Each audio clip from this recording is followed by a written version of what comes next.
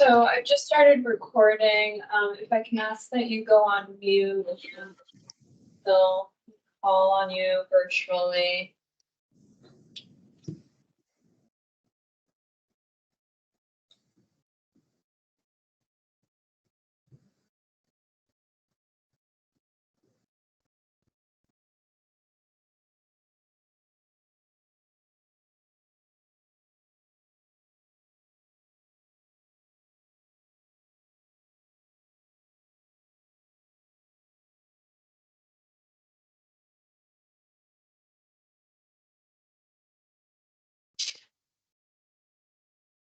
Just waiting for a call.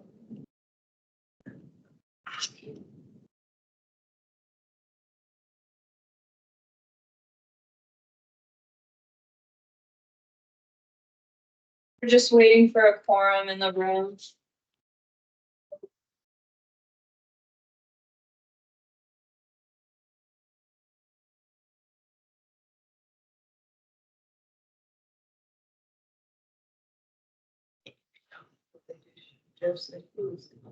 Okay.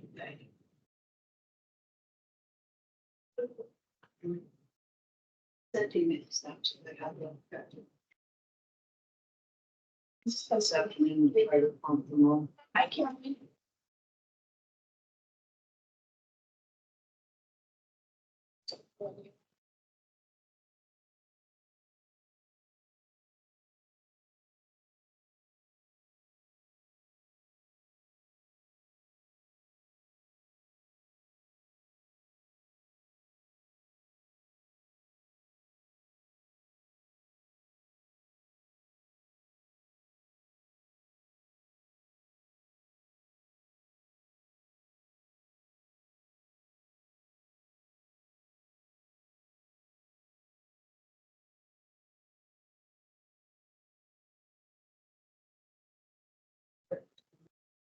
A few minutes. Yep.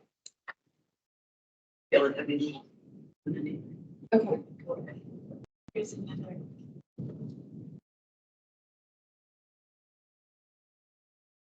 David? Or so just.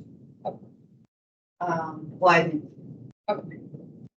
So far, we don't have a detail. And then just need to get a form. Okay. Yeah. Are you recording this as well? Yep. You can wait. Want to hear the presentation? Yes. Dimitri, gotta go first. Can't. Right, right. Sorry. Okay.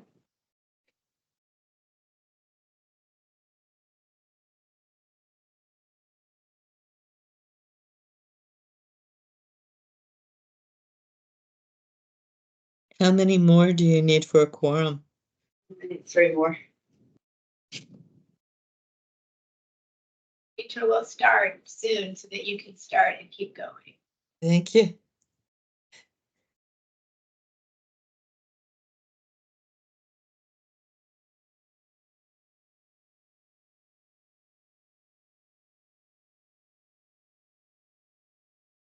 What was going on there? I got a pop-up on my phone for a weather alert about coastal flooding. Was there rain or? Yesterday, the day before. On Yeah, Saturday. yeah, I did. I got that pop-up too, but there was Yeah. nothing that, I mean, it seemed I far. think there was a lot more rain sort of inland and a little bit north. That the river was really full today. I noticed that. So there's more water coming down. I know I see them and I always expect there to be something catastrophic going on. Although I did get one. It's coming right down my neighborhood.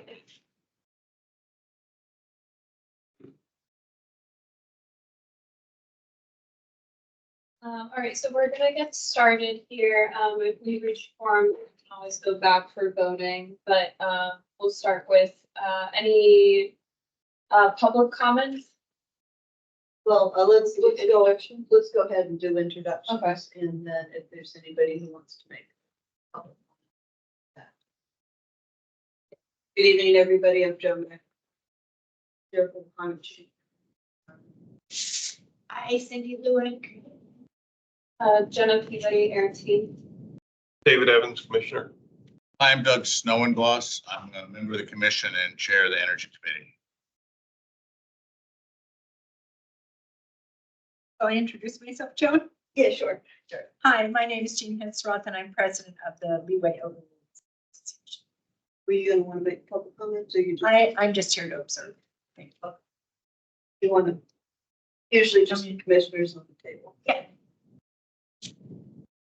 Joe Trevette, Commissioner. Welcome to Joe. You joined us.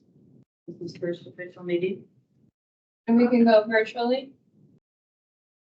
You want to call out based on the participation list? Demetra, Demetra McBride of the Office of Sustainability and Environmental Management for Arlington County. Paul, Hi, Paul Roman, Green Building Manager on the air team. Judith, Hi, Judy Collins. I'm with the League of Women Voters, Arlington, Alexandria City, and I'm an observer. Scott, I'm Scott Sklar, an observer. serve on the Energy Committee. I'm a professor at George Washington University and teach two of my courses in Arlington and president of the Ashton Heights Civic Association. thank you. Vicky, Hi, Vicky Kishel. I'm supporting the air team here. thank you.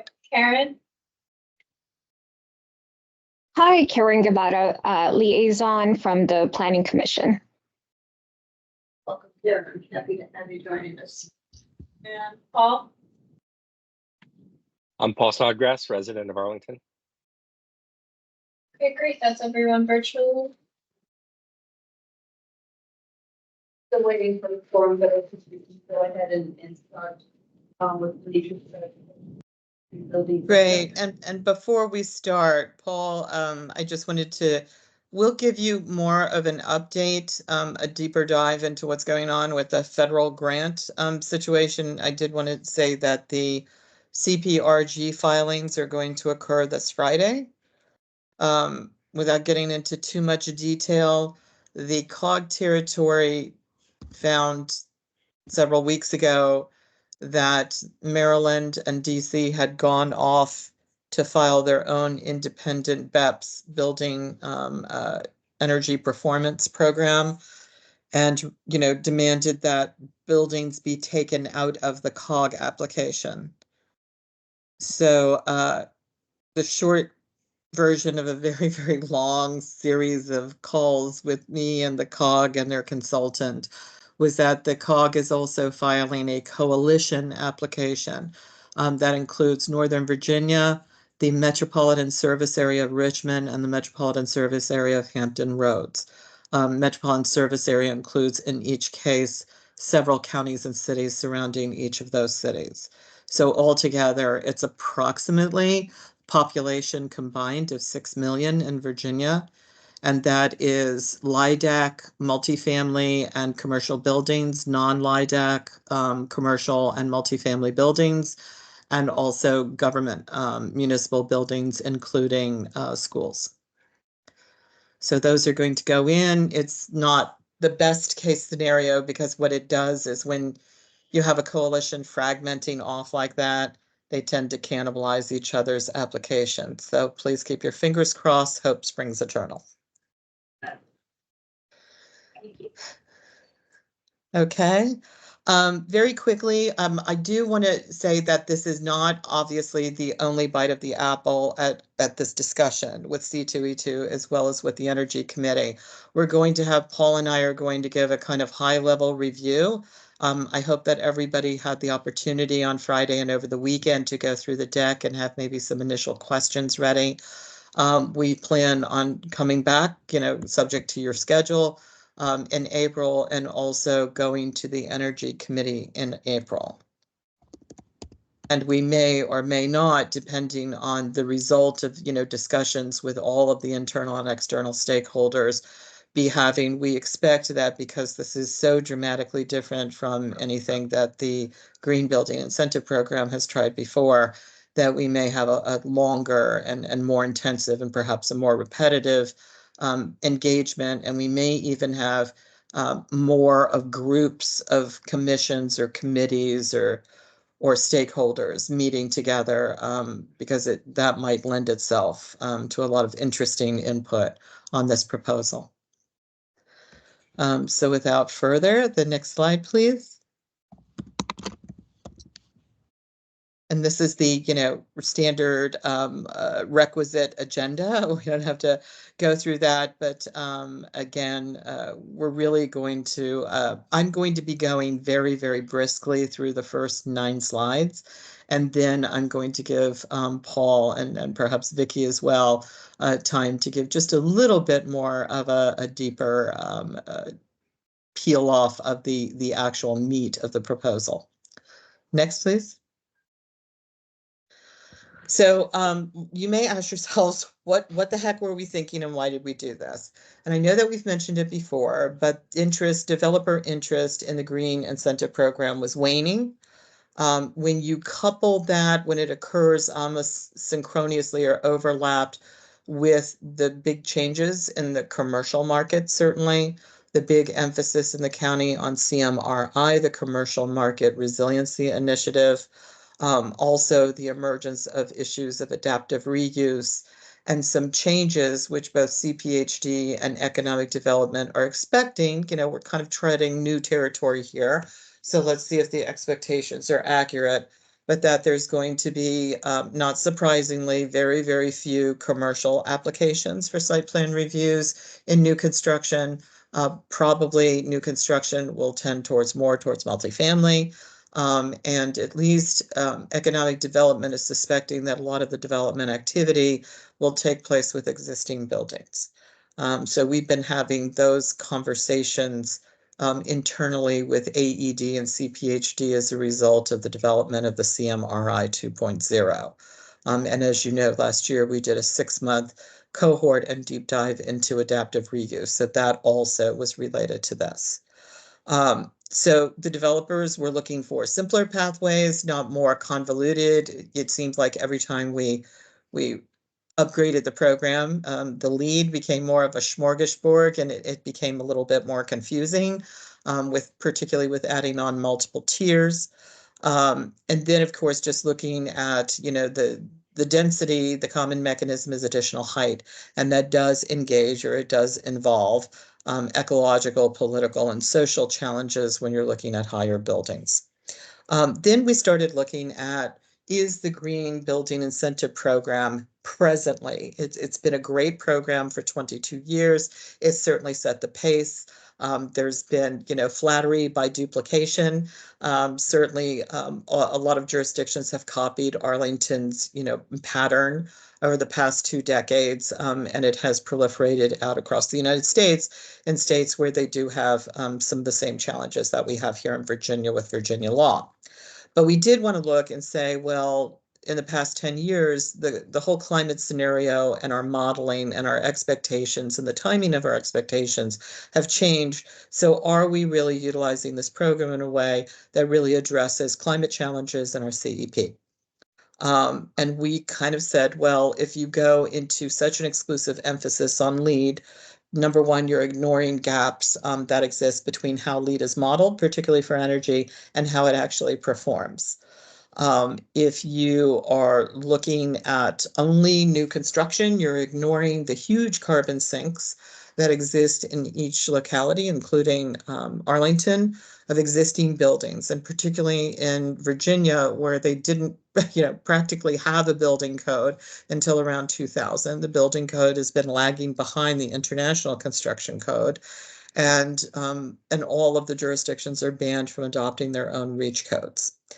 And then we looked at, if you're going to be incentivizing, should you be incentivizing modeling that doesn't necessarily perform out the back end, or should you be looking and emphasizing more on something like FIAS and ILFI that are certified and verified out the back end, so that you have certainty as, you know, as well as continuity in what your greenhouse gas reductions are, and what your energy efficiency really and truly is. So there's reliability there. So with these kind of notes, next, please. So what we decided to do for our first proposal was to streamline our lead options. As a lot of you may know, in the last update, there was a grandfathering period. As a result, approximately half of all of the site plans that have come in under GBIP in the last 3 years have been under the prior iteration. They grandfathered in their plans, and out of the remainder that were under the current GBIP model. Really, all but one of those went for tier 1 and tier 2. Up until around a year ago, there was no tier 3 and tier 4. So we've had, you know, obviously Amazon, but we also have, I believe, and Paul can clarify this, one other application under tier 3. Again, we wanted to focus on FEOS, climate adaptation model. It also meets, for example, a lot of the priorities of C2E2 in that nothing on site is combustible. We wanted to introduce an existing buildings pathway and an adaptive reuse pathway. Obviously, with existing buildings, you say, well, you're not going to be able to give them bonus density necessarily, so what do you give them? And we said, heck, let's go for tiered financial incentives. And we did a lot of benchmarking, both regionally and nationally, on existing buildings and green building programs, as well as adaptive reuse programs. We thought that a pre-launch education training program. Now, this training program, I think, if it happens at any time, is valuable because, as Paul and Vicky will explain to you, developers are not, and their designers are not as familiar with design under FEOS and AFLI. And when people don't have a familiarity with something, they tend not to really delve into it because it takes time. It involves what they feel may be a little bit more risk. So they default to what they know. The beauty of this program is we are two things. We are proposing it because it is so dramatically different as a 5-year pilot and to be used as a 5-year grant program because of the financial incentives. Next, please. So again, this repeats and gives just a little bit more detail to everything I just said, so I'm not going to go through it.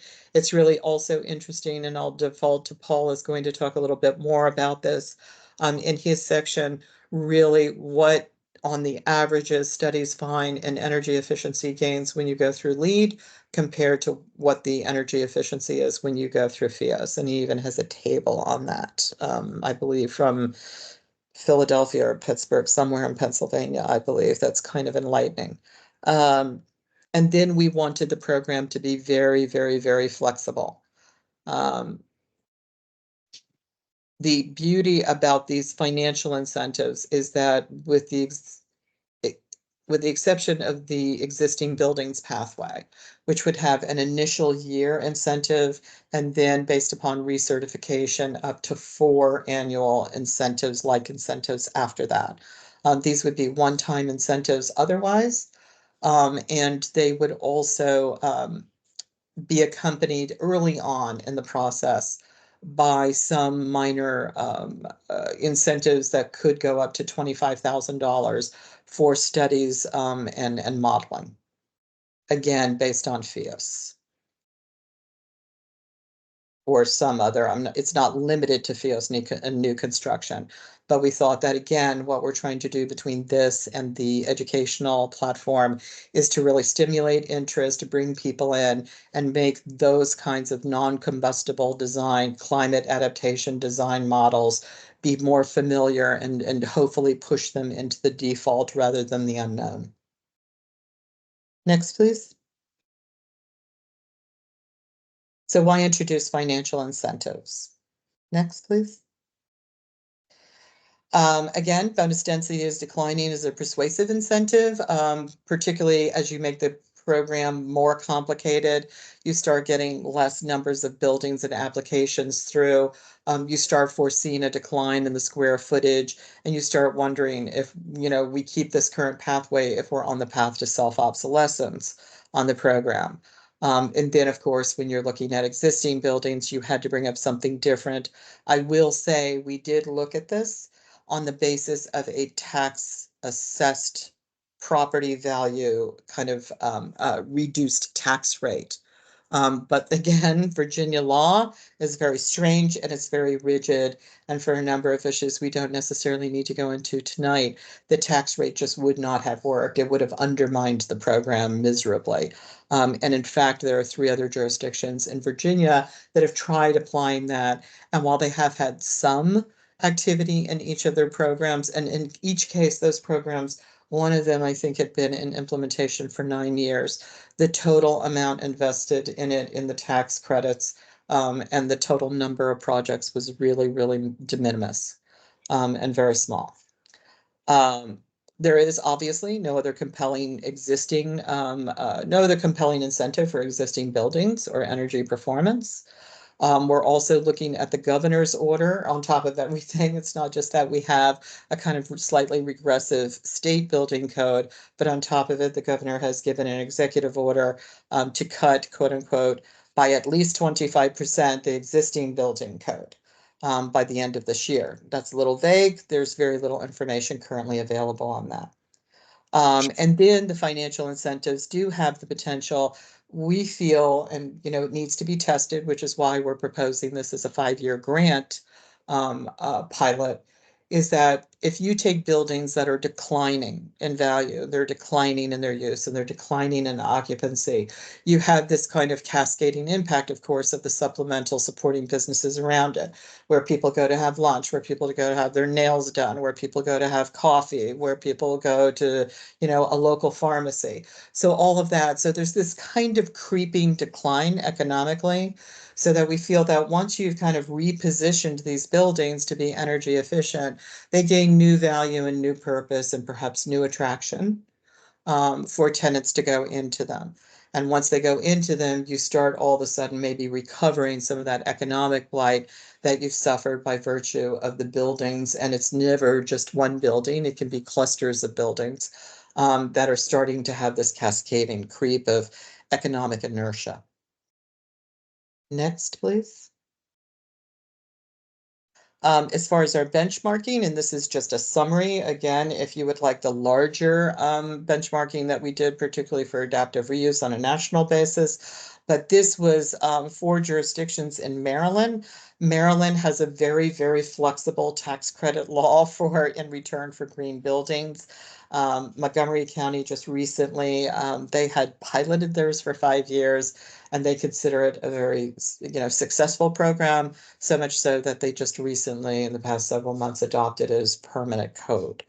But again, they do have the ability and the independence to, adopt their own REACH codes, set their own standards and tiers for the tax rebates, not rebates, but the tax credits and reductions. So this is what's going on in Maryland. And as you can see, these are just 4 of many jurisdictions that are deploying this system in order to stimulate kind of reinvention of older buildings that are not energy efficient or sustainable and reinventing them as green buildings, as well as the new building construction. Next, please. So controls on the use of incentives, as you can imagine, when we first unveiled this for the county manager and the finance department, particularly in this budget year, it set them back on their heels a little bit. But as Paul will show you, we have Gantt charts. We did a couple of things. Again, if you look on this as a grant program, the county has full flexibility, for example, to say, okay, we're going to cap the incentives in this year for new buildings, under FEOS at this, and for existing buildings at this. So there's the ability to control the annual output in terms of these incentives. And the grant structure gives them, of course, financial certainty and management. And we've already been in discussions with, the CAO and finance about how this works, basically appropriating funds in advance of the actual fiscal year. And if you look at that last bullet and the 3 sub-bullets, Paul and Vicky did a lot of research on the past 3 years of the Green Building Incentive Program, and based on the traffic and the congestion and the movement of those projects through, this is what we guessed, and it's a good faith guess, would come forward in the first 5 years of a program like this, for the FIOS new construction, also existing buildings, and then adaptive reuse projects. And I believe at this point, I'm turning it over. Is that my last one, Paul? I think so. Yep. Yep. Thanks, Demetra. Yeah, so I'll talk about the summary of the updated GBIP proposal. Next slide, please. So what we did for this proposal is broke this down into 3 types of construction. First is new construction, second is existing buildings, and third is conversion or adaptive reuse. And then each type of construction has a designated pathway. So starting with new construction, there are 2 options. The first is the traditional pathway. So this is like the current GBIP in which we are using bonus density to incentivize private developments, but we're proposing an upgrade from LEED Gold to LEED Platinum at the lower bonus density FAR tiers, as well as updating, proposing new baseline prerequisites and extra list items. And we're also proposing International Living Future Institute's zero carbon and zero energy certification as 2 options at the higher FAR tiers in lieu of LEED, as ILFI is a more stringent certification that is based on actual energy performance and not modeled like LEED, as well as no combustion on site. So keeping the traditional pathway as an option for new construction will build on and advance the carbon reduction goals that are already set in the 2020 incentive program. And the second option for new construction is the climate adaptation pathway. So this pathway will use Passive House, also known as FIAS, with the program zero certification. So if you're not familiar with FIAS, it is today's highest building energy standard that relies on a combination of passive design concepts to dramatically reduce the building's energy use intensity. So the concept of Passive House is through principles and strategies such as insulation, airtight building envelope, continuous ventilation with heat recovery, and also no on-site combustion. And unlike LEED certification, but similar to ILFI, FIAS is based on actual energy performance and not modeled. And the certification is achieved through a FIAS rater who comes out to the site and tests and commissions the building prior to certification. So this option aids as a more stringent approach compared to LEED, but FIAS has proven performance in carbon and energy reduction, and it will help tackle county vulnerabilities. And attached to the climate adaptation pathway is a proposed financial incentive, as Demetra discussed before, as well as offering 0.25 FAR bonus density.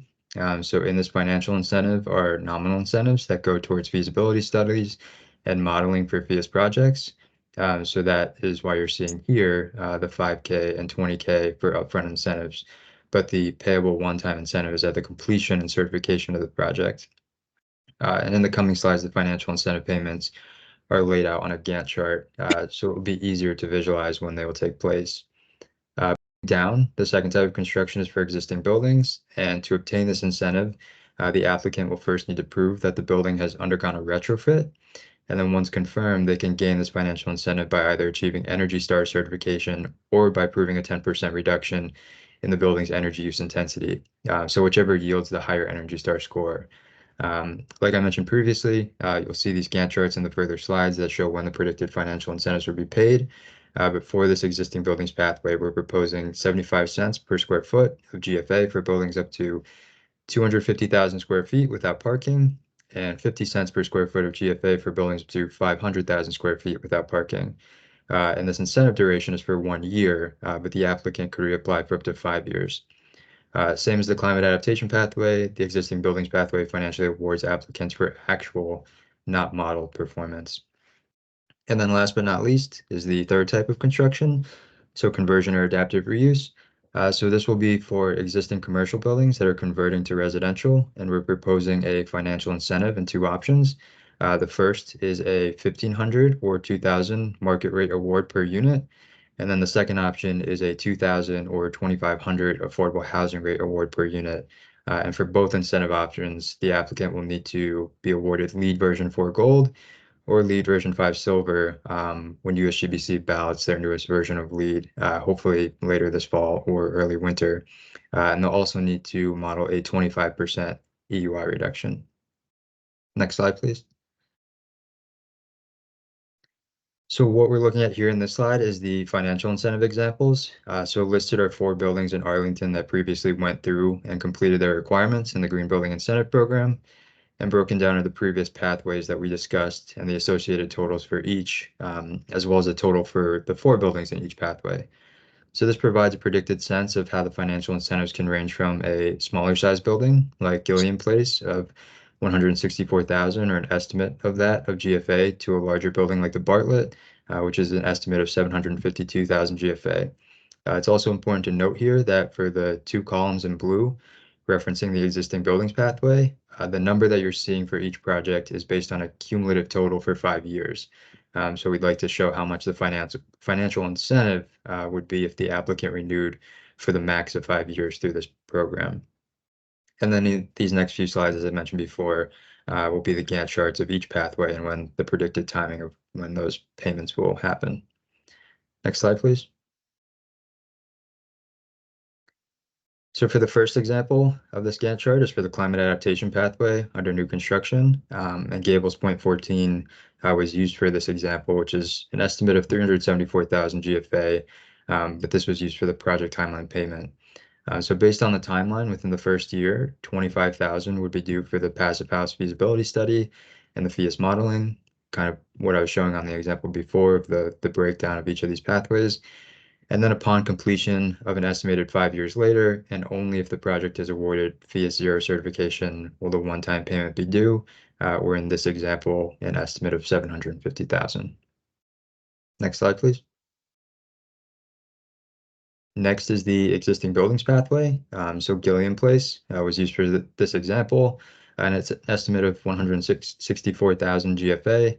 A one-time payment, as you can see here, of 123,231 would be made in 2026 if the applicant applied and started in 2025, and then in subsequent years thereafter for a max of 5 years if the applicant chose to recertify. So important to note here, Energy Star certification is performance-based, and it does require 12 months of data.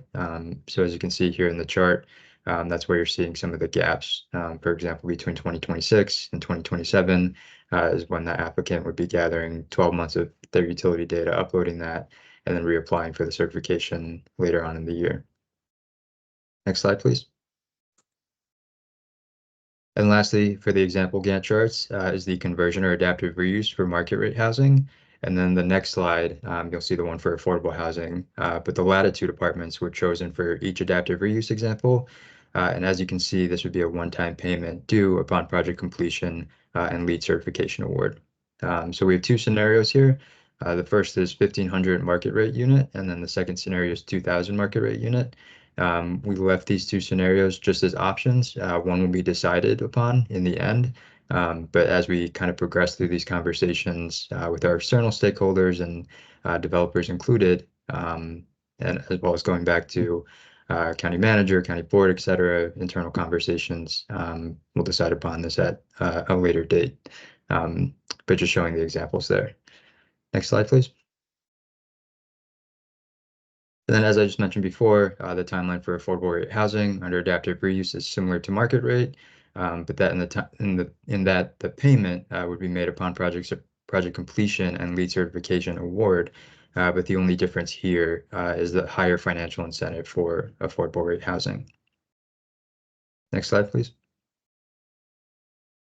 So providing more background here as to how many projects have opted into the GBIP since the 2020 update and the level of bonus density sought.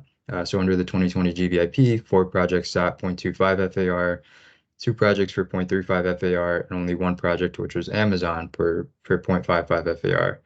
So the majority of 2020 GBIP participants were at the 2 lower levels of bonus density, which points back to a previous point at the beginning of the slide deck that Dimitri was mentioning, that bonus density is declining as a persuasive incentive. And as she also mentioned that a majority of GBIP projects were grandfathered into the previous standard.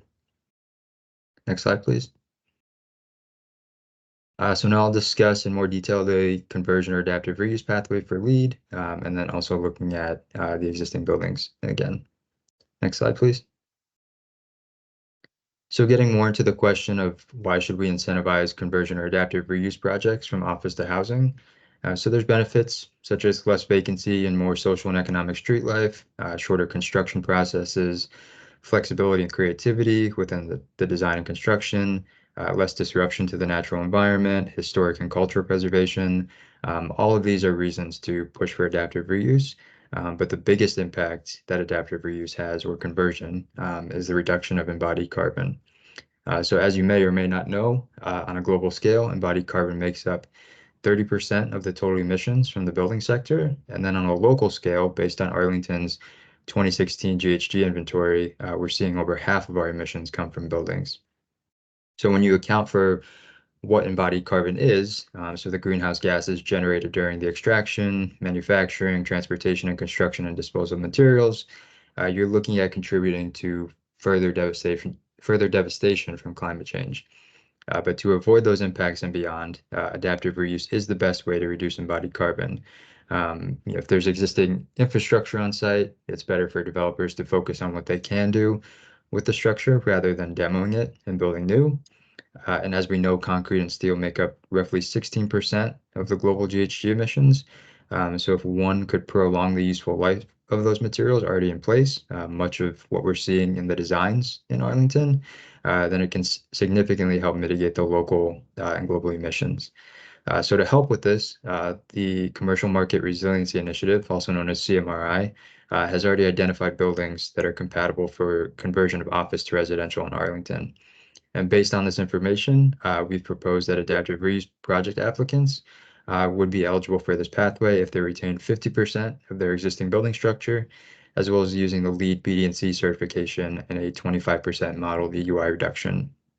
And as part of the education and training curriculum for developers, contractors, consultants, and those alike in the community, adaptive reuse would be implemented in that educational curriculum and training, and we would also consider the adaptive reuse government model that was developed with the Worcester Polytechnic Institute adaptive reuse cohort this past winter, if you all remember that presentation. Next slide, please. So now we'll shift the focus away from conversion and adaptive reuse and look at the climate adaptation pathway for new construction using the FIAS 0 certification and the green infrastructure requirements.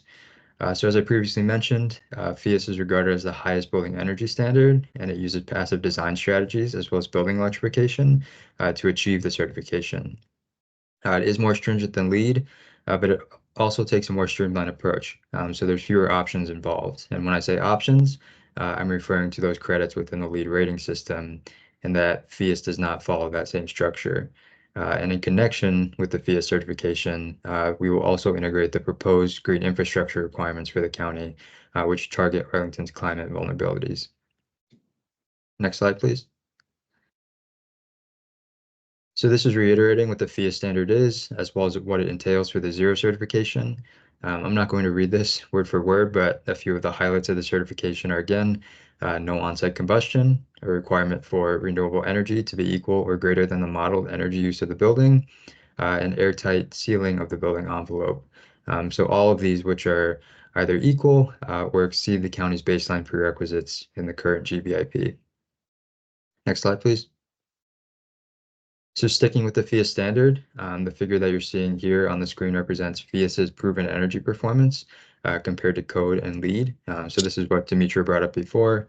So this was completed by the City of Philadelphia and specifically for their affordable housing program. But as you can see, FIAS uses around less than 57% less energy per square foot than median code built, which, to note, Philadelphia uses the same ASHRAE standard as Virginia, and it also shows around a 19% improvement compared to LEED buildings if you're using the passive house certification. Next, please. And discussing the incremental costs of FIAS compared to LEED. So pictured on the right is the construction of Weinberg Commons in Washington, D.C. It's the first passive house multifamily building in Washington, D.C., as well as the region, and it is affordable rate housing.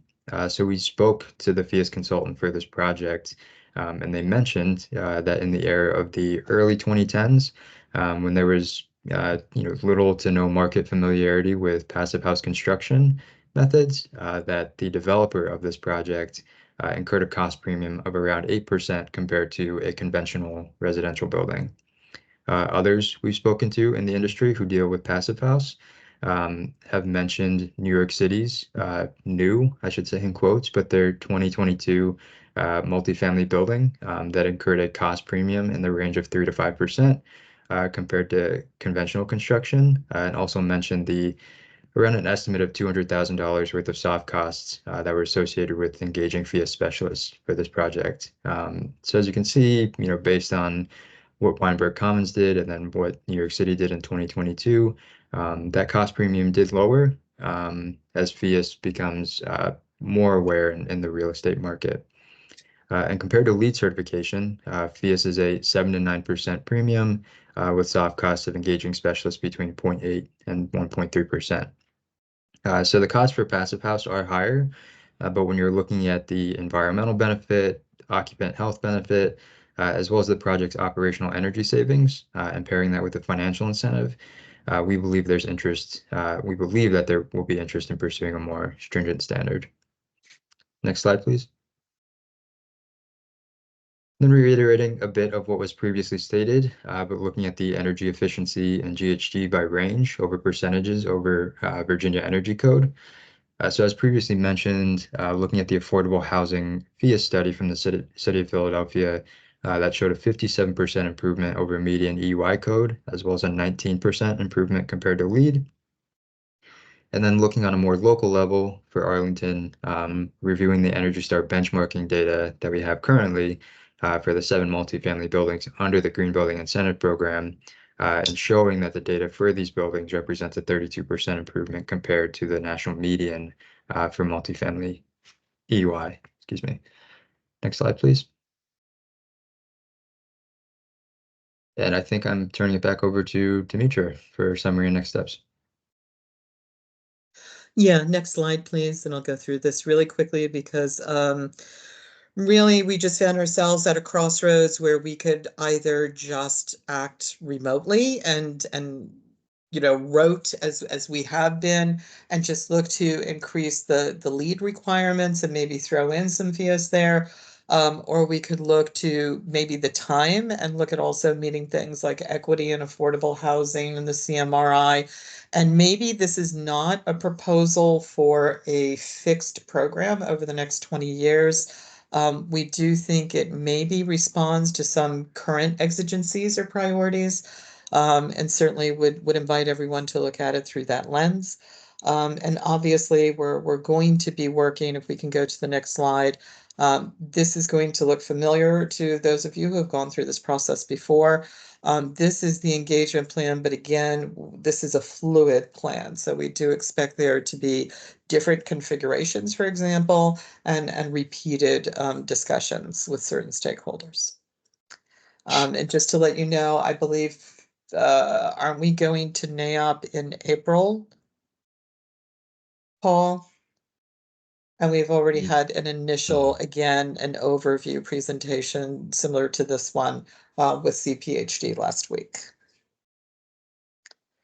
And with that, if there are any kind of initial reactions, questions? This is Scott Sklar, if I may. I think this is amazingly excellent and visionary. So a big yes from me. And I like the divergence a bit from LEED, which is really a sustainability, not necessarily an energy, not always an emissions. So I like that as well. I like the focus on existing buildings, could deal with some of the issues of just knocking stuff down for what, which deals with a lot of the civic association issues. So all in all, I think this is like 4-star. Congratulations, staff. Dimitra, good job. It took a village, Scott, so I would be remiss if I took all the credit. I think, it was just, yeah. I agree. It's a full staff thing and I love it. Yep. It's great. Thank you. This is Cindy. I think it's really, yeah, as Scott said, very visionary. I'm super impressed with the scope, the excitement, the whole new approach, the whole rethinking. Obviously, there's a lot. It's a very focused nature, and the way that affordable housing and green have been pitted against each other in the current system, where you could do either or. Very exciting to find a way to sort of slice it. I do, of course, I want to have everything. So by having all this focus, we lose some of the things that have been important in other, not just about building decarbonization, but some of the focus on biophilia, burden class. Would you offer anything for that as part of this? Or, I mean, that sounds like that's not part of the PIA's framework. Well, I think, Paul, I'm going to punt to you and Vicky on that one. FIO certainly has, Passive House and ILFI certainly have very, very strong biophilic portfolios, I would say, but I will turn it over to architectural experts. Yeah, so in the climate adaptation pathway, if that's what you're referencing, we are proposing green infrastructure requirements along with the FIA certification. So we'd be looking at such thing as, accessible vegetated roofs, or vertical or canopy walls, or vegetated areas equal to or greater than 30% of the lot area. So using regional native plants for at least 95% of the site vegetation, tree canopy coverage for percentage of the lot area, on-site management for stormwater, also looking at bird-friendly glass of what's already included in the current GBIP, but updating that language and making it more stringent for a higher height above grade, and then as well as incorporating the International Dark Sky Association's 5 principles for outdoor lighting, which is also included in the current GBIP, but we would be targeting that here for the FIA's pathway as well. If you're not giving any of that up and you're getting so much, yeah, that's great. Thank you. What is the requirement across the board for electrification and eliminate? I mean, it's been mentioned, but is the GBIP going to be updated to require for new construction if they're following that pathway to be all electric and not have the on-site combustion? And then similarly, with the existing building retrofits and that, does that include part of the focus of Joan, we haven't, to be honest with you, we haven't gotten to that level. I think that's part of the conversation that we're having. Certainly with FIOS and ILFI, it's a fait accompli because the whole standard, bans on-site, combustion. But when we get into the existing buildings and adaptive reuse, I think that's a conversation that the entire community needs to have. And we need to get all sides in there. With existing buildings, particularly in Virginia, with the kind of unwieldy and really regressive code that developers have been dealing with for the past 20 years, I don't know how easy it may be or not be to electrify all buildings. I think probably the medium to smaller scale buildings, it would be much simpler. But I think that's part of the conversation we need to have. We did not build in an absolute ban and necessity for full electrification as part of all of the site plans that would be coming under under the existing building and adaptive reuse. I want to say something again. So Dimitri, I like everybody else, I was very impressed, particularly was impressed with the adaptive reuse provisions that you just briefed. And that was something I always harped on before. So thanks for that. I had a question about the 50% threshold. So basically, if you got an existing building, you could tear down like 50% of the footprint as long as you preserve 50% of the footprint. How do you measure preserving 50% of the building?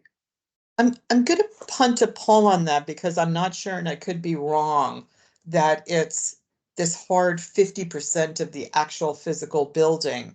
I think, and Paul corrects me and Vicky if I'm wrong, that what they consider to be major reconstruction is anything that meets 50% of the value of the building. Is that a misstatement, Paul? Please step in if I'm wrong. Vicky, do you want to, I saw you unmuted. Yeah, sure.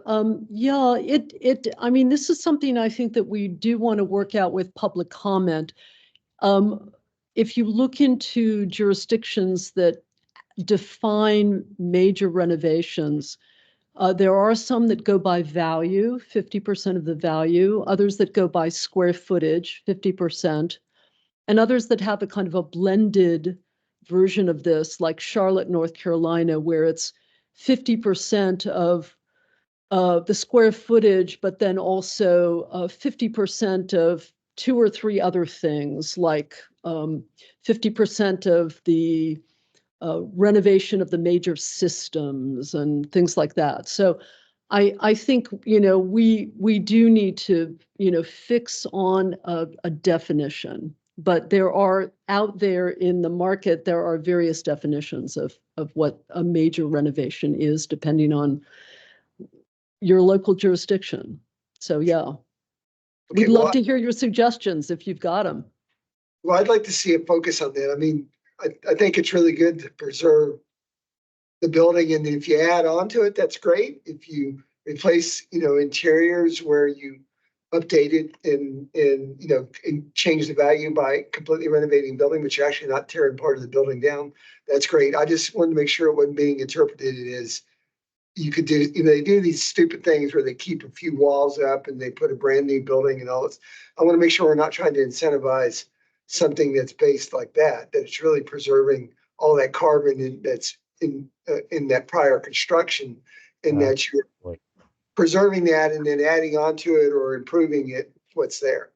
You mean South Beach, Kevin? Yeah. So many things. Yeah. The sodomies, we call them in historic prison. I have to tell you, I don't want to cut people short. I think that what would really help us and really provide momentum and purpose to this conversation that we've now started with you, now that we've been allowed to break open the conversation wider, is questions like, we've made obvious notes on these questions. So these are areas of, deeper discussion and community, conversation. But when we come to you next, what do you want to know more about? What additional information can we be bringing you? What are the things that you want to, kind of delve deeper into? What do you really like? What do you think about the, kind of educational curriculum, things of that nature? So we can really kind of keep the dialogue kinetic, let's put it that way. So, Demetra, this is Doug. Really great, and you know that we support you guys 1,000% in the overall goal of reducing greenhouse gas emissions here in Arlington County. And I think it's great that you're going after existing buildings to the extent you can. When you're making this presentation,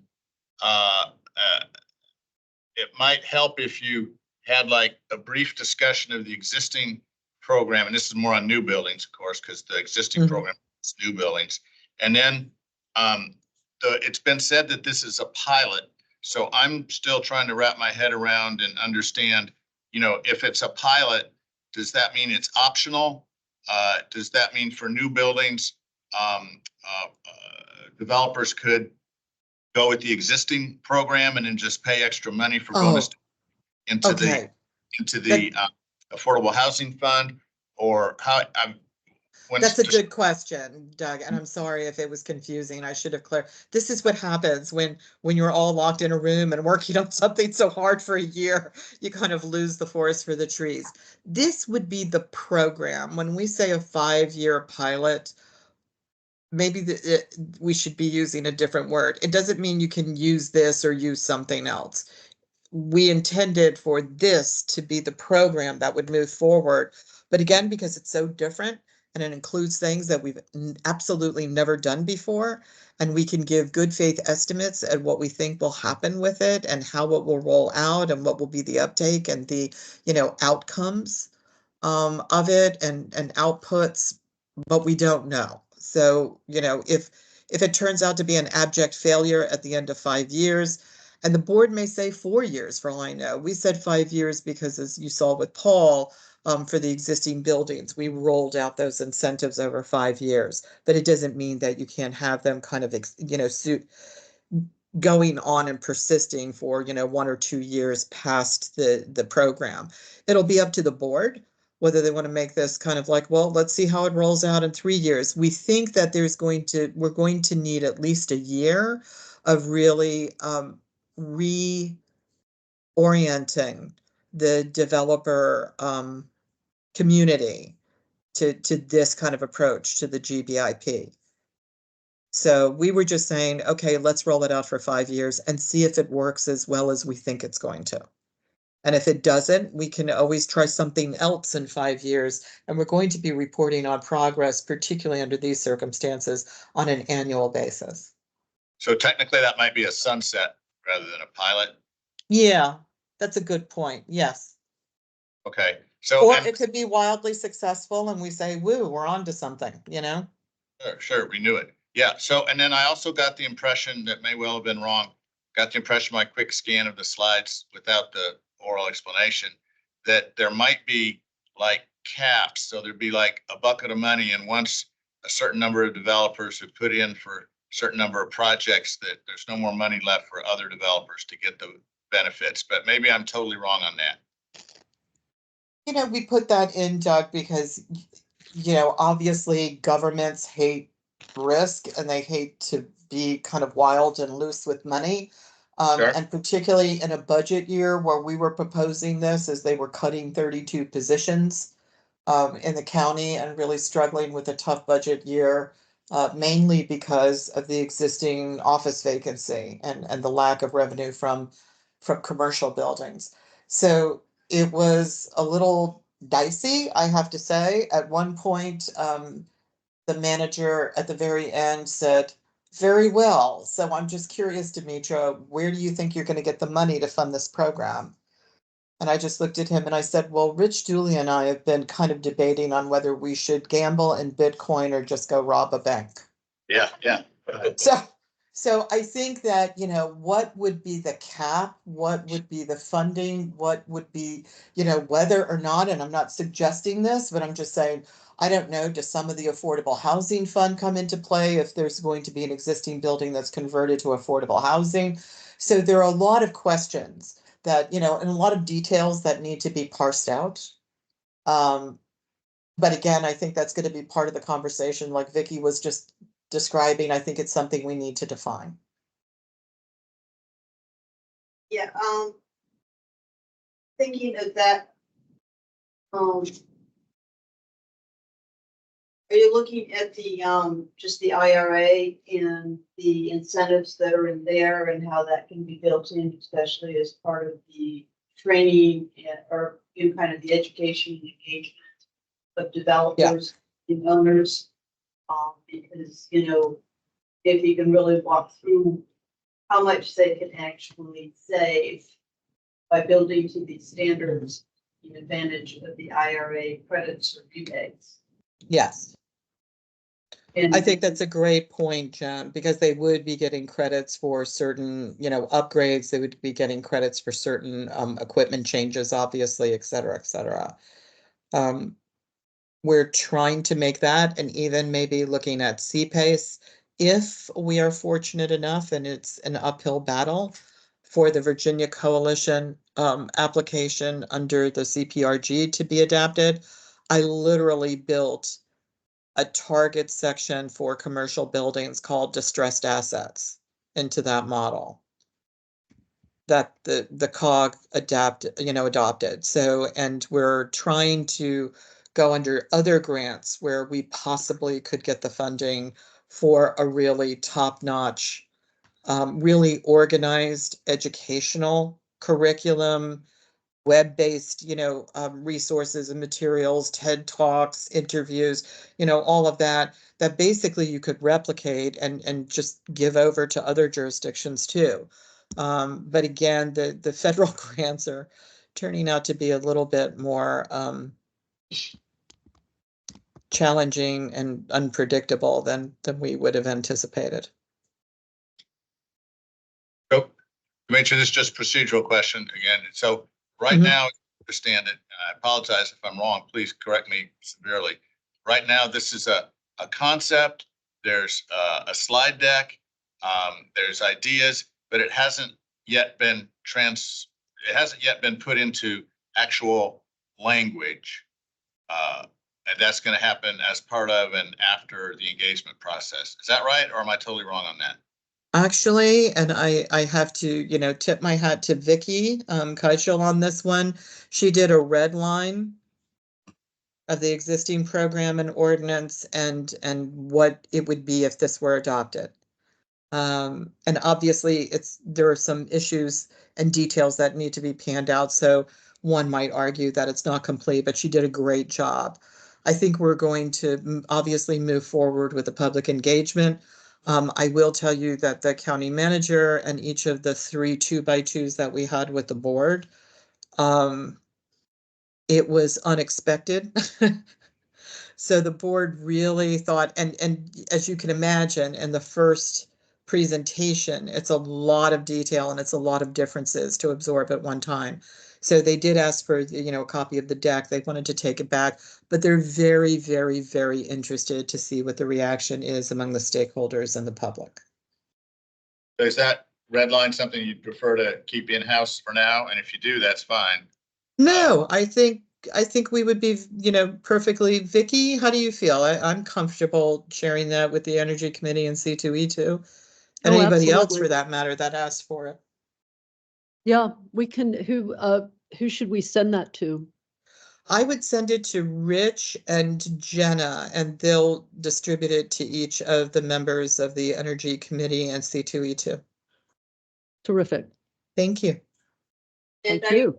About the manpower kind of requirements to make this work, because when we're talking about really in some cases only an extra cost of up to 5% or so compared to kind of conventional, it almost seems like it's more that educational, reaching out to building owners, reaching out to developers and helping them figure out where to get the information, where to tap into the expertise they need to tap into to make the change away from their kind of business as usual. Yes, Joan, and we were hoping to make it kind of a quote unquote official curriculum, for lack of a better word. I've got to come up with a better, word for that. But we were hoping to make it official because rather than just hit kind of the usual suspects and the developers, we really wanted to saturate the market pretty comprehensively and thickly. And we want people to be interested in it. Like everything else, FIOS, the kind of cost premium is going to democratize itself over time. And Paul even has, indications that it may have already democratized somewhat or reduced. That kind of 8 to 9% premium has been, reduced recently. But I think that comes with familiarity. It comes with the availability of building materials, et cetera, et cetera. And we're hoping that we can actually, stimulate some real thinking about existing buildings too. And I think if you just kind of do those as one-off conversations, you're never going to have as much impact as if you really just kind of embraced an entire development community. Yeah, no, I can see that as a starting point. In some instances, just kind of pointing them to the right people to provide them with the advice that they need. Because, and also, especially if we get a green bank going in other ways of financing, is that it's kind of making sure that there's an easy pathway for building owners and developers go in the direction we really want them to go. again, if our CPRG, if the coalition, the Virginia Coalition application is accepted, and I can't tell you, I don't pray for too much, but this one I'm praying for. The other thing that we built in was cross-cutting financial portfolio. So it would include green banks, it would include CPAYs, it would include other things like interest rate buy downs and loan loss reserves. Loan loss reserves, I personally don't think are as great as they're cut out to be, but I think interest rate buy downs certainly would be in this day and age.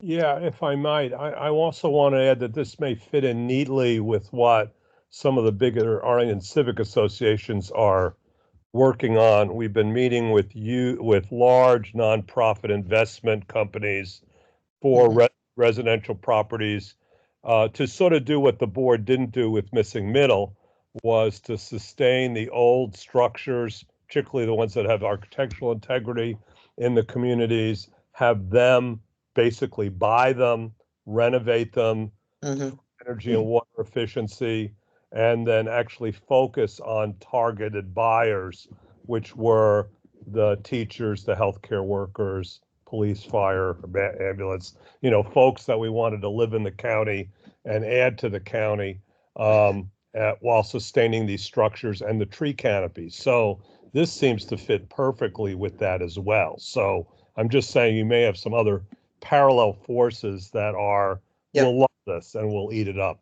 actually.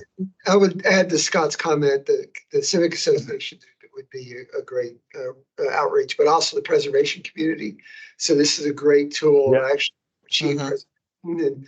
And there's been a lot of disgruntlement with the county on various projects recently, and this would be a good thing the county could do to actually get some allies from them. You won't be surprised, Kevin, and it's a good point that both of you bring up. When we presented to CPHD, the historical preservation people were very excited by it. It's a shame that we don't have buildings that have federal recognition of historical significance, because then we'd also be able to access HUD funds and subsidies that they give for those buildings. But you make a good point, Scott. It's, if you took a large office building, let's say, or a medium-sized office building that was conducive to adaptive reuse, you can pick up, 250 units in one building. Absolutely. Yeah. I mean, this has huge ramifications. And I just want to add something Kevin raised, and I know I'm a guest, so I'll shut up in a second. But it is important, I think, that 50%, for the most part, and I understand the comment by one of the people here that there could be other things, but that the basic structure is maintained, mostly for two reasons. One, that it's not gamed, so that you're just doing you're trying to get around it. But the second one is staff time. I mean, we're as civic associations, we're dealing with just keeping to the rules of the county, and sometimes we're knocking on the staff's door saying, hey, they're larger than the footprint allows. They're closer to the boundary line than valves. They're not doing this. And if it's not as crystal clear and there's a lot of fudging, it takes a huge amount of staff time, which we don't have. So I'm sort of thinking we're going to need to sort of stick to that rule, but allow some changes where something unique is going to happen or something. So I just wanted to raise that. Thank you.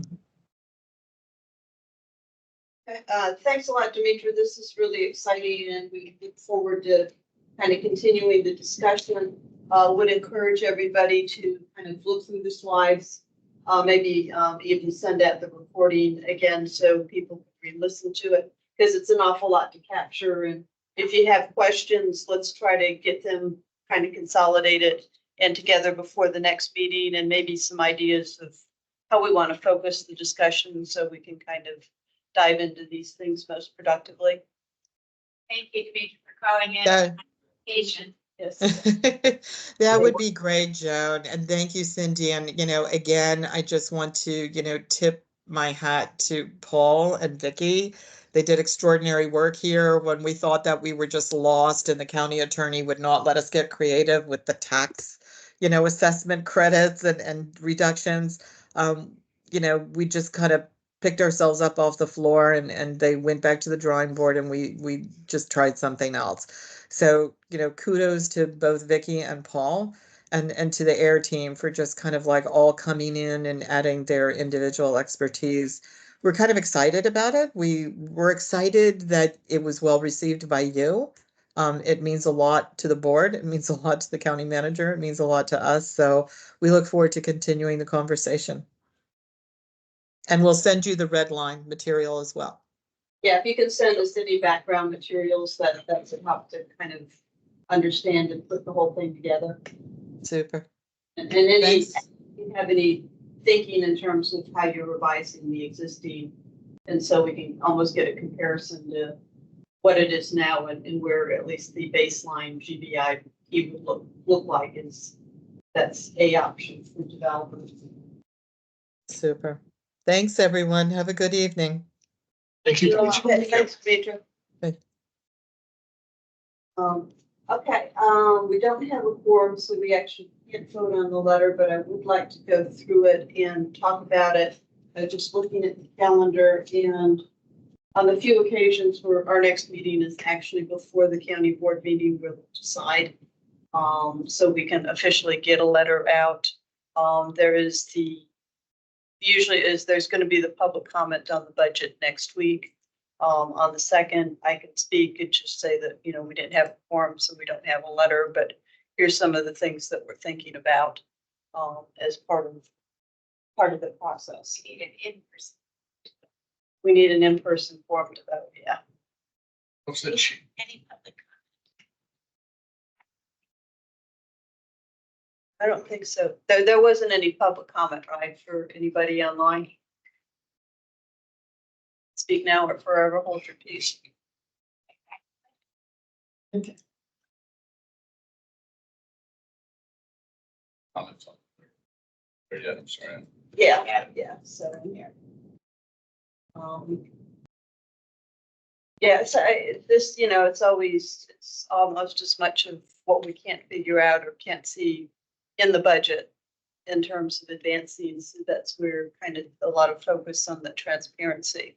And it also gets a little bit challenging to know, what budget lines should be in there that's not there or how much.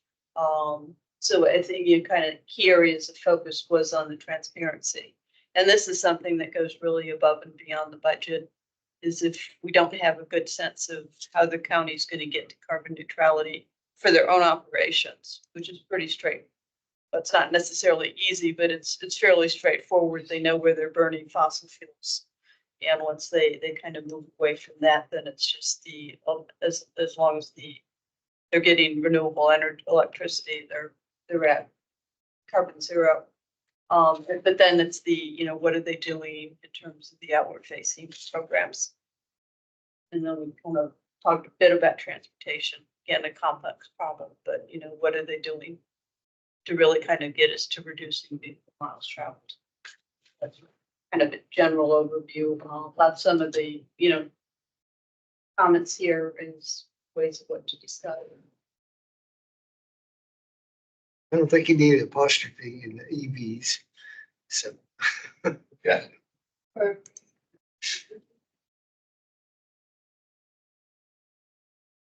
So just one overall, two overall comments. First of all, I really like the first paragraph where it's trying to get out the word that climate change is real and it's based on fossil fuels, and as a society, as a county, we need to reduce that. And in this letter and other letters, I think it's great and important and valuable to really emphasize the consequences of what we're doing to the climate and the environment right now. That's a big part of getting the word out. More specifically, I've been asking staff if they can provide a 1 or 2 sentence soundbite about what the county's been doing on EV charging. And EV charging stations, I think, are important to get the word out to the public that this is important and that the county takes it seriously. And the county is doing great work on installing EV charging stations in parking lots at community centers and at libraries. So I said, well, can you tell me how much money the county is spending on these EV chargers? Nope, we can't tell you. Some of it's current budget, some of it's future, some of it's operations, some of it's whatever, we don't know. Okay, well, can you tell me how many you're installing? Oh, I don't know, you know, there, it's a messaging thing.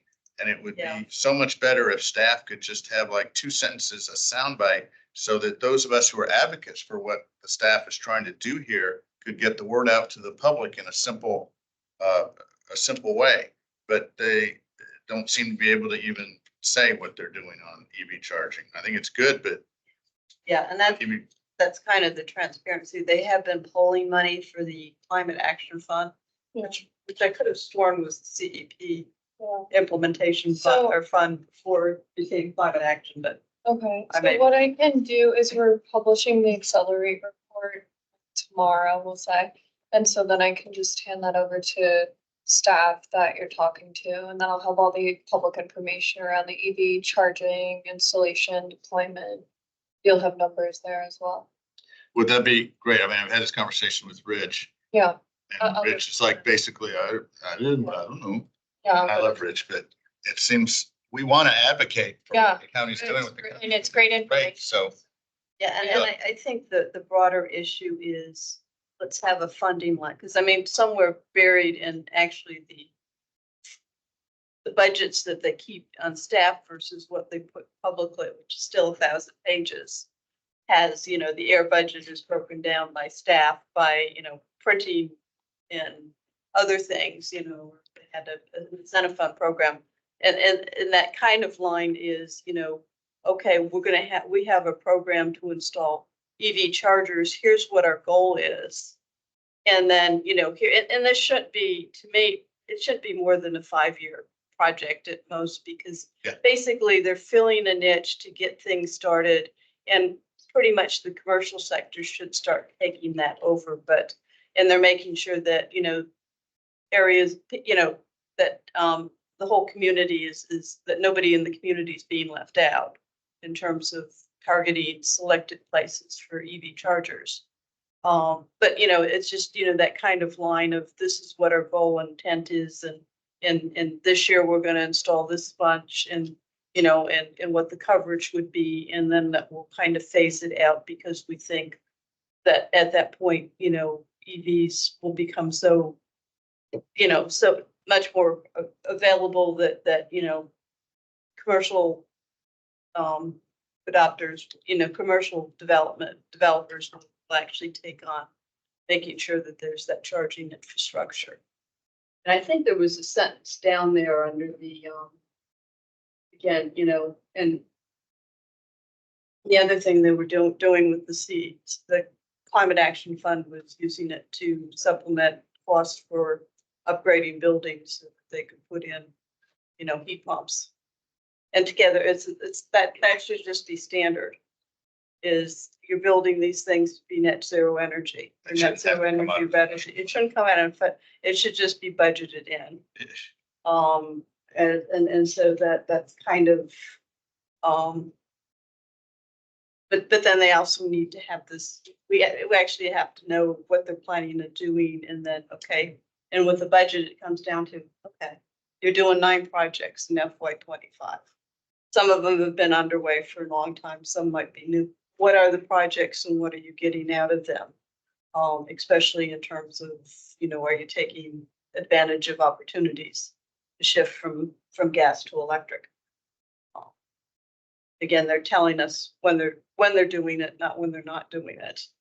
So it's, again, and that's a broader issue that has to actually inform both the budget and the CIP, but you need more descriptive.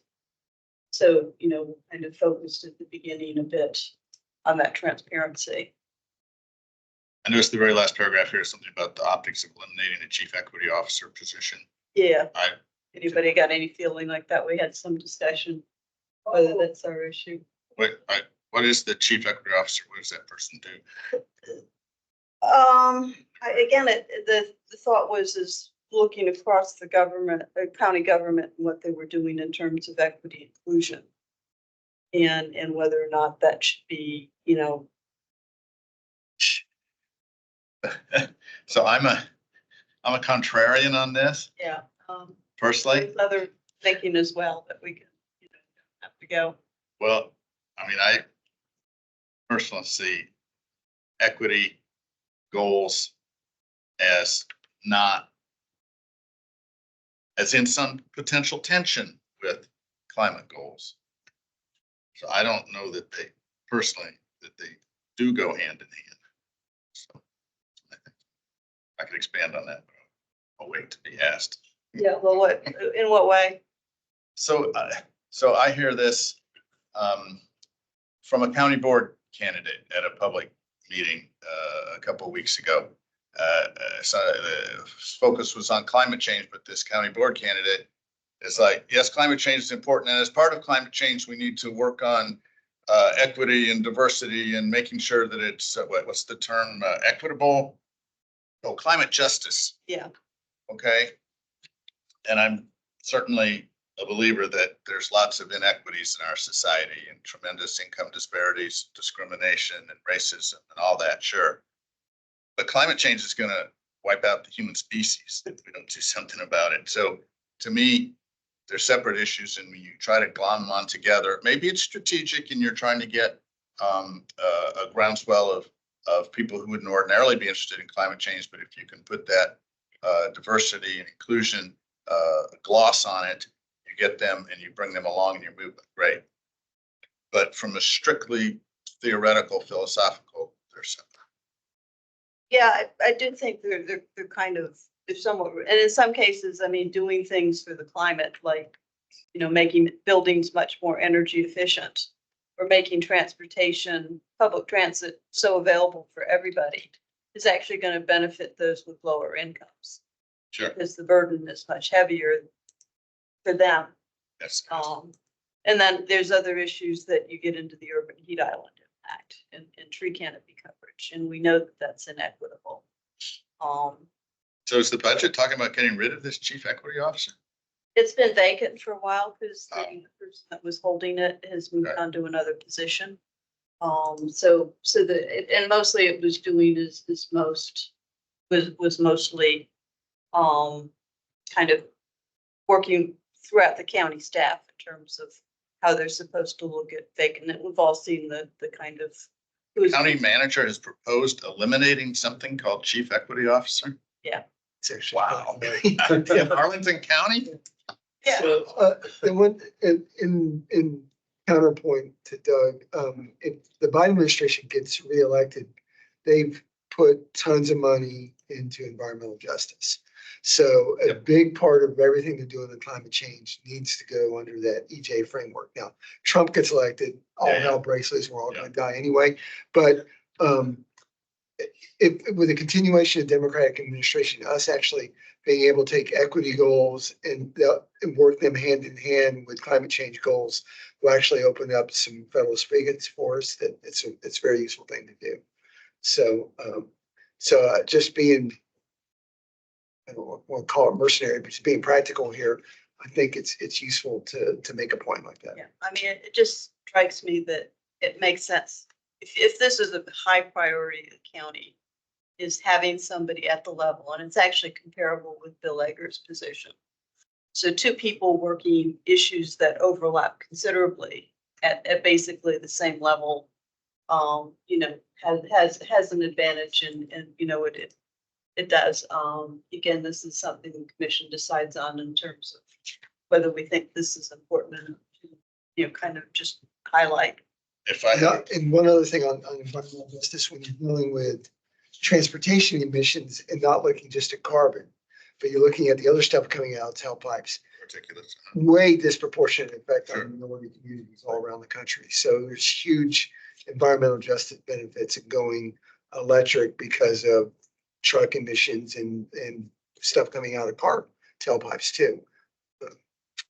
So I would, if I had a vote, which I know we're not voting, but I would leave that out just because it's better to have the letter more focused. And when you have 37 different issues mentioned in one letter, it detracts from the impact of the most important.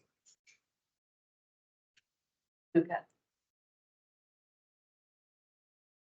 The other ones on these,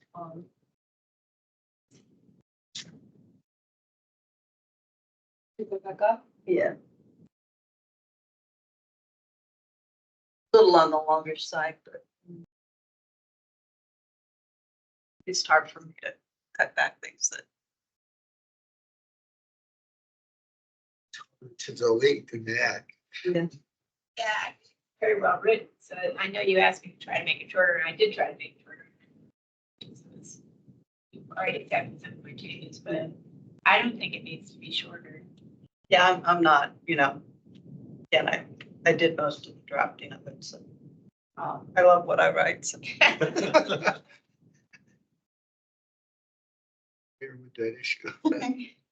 Except when somebody actually proposes something that makes a lot of sense. And every once in a while, it's like, what was I talking about? Okay.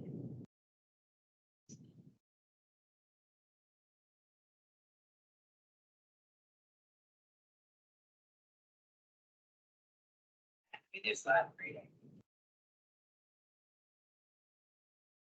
So I understand that we don't. But since you have to, and I understand that we'll have another chance at the next meeting, so that we'll be able to send a letter for the final action, but that you'll be testifying, commenting publicly before that. So I certainly would suggest that we all express consensus. So because we do have it, if you count, Marcia online, we do have a majority of the commission on this meeting. We just don't have any in-person. So I think if we express support for this letter, would that give you some? I think so. I can say. Main points that will be in our letter that we Right, and that you had a majority.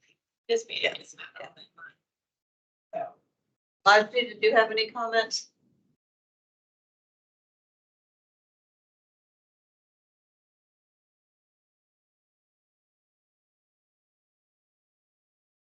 Not singling you out much, but in general, everybody's good with the letter. I think it's a great letter, and these are outstanding points. You make it very well. Anybody else had thoughts on the chief equity officer? I put my comments in there, taking it out for that same focus reason that Doug mentioned, but I find that what you said, Kevin, about this is the doorway to federal dollars. I find that persuasive. I think it would be foolish to take that out. I think highlighting it is really important. I think it's been wrapped into the issue, and I agree you could make technical comments on, where you can get reductions and what the impacts are. But I think there is the possibility of additional federal funding. And I think it really helps keep more people engaged in the process. And that in itself is really worthwhile. And at this point, I can't believe that there aren't other commissions sitting around putting the same sentence. And I think that our scope of activities is one that I think in many ways deals with the effects of the communities that would be addressed by that equity officer. So I think it does more good to leave it in than it would to take it out. I don't think it dilutes a message at all, not in a letter this long with this many points. I think in adding it in there it does no harm. Say something to the wise to the county that, by the way, this is maybe a pathway into. Well, it's not much of a pathway. It's going No. to really, all you would. Yeah. I wouldn't elaborate on it, but I think commenting on it is beneficial.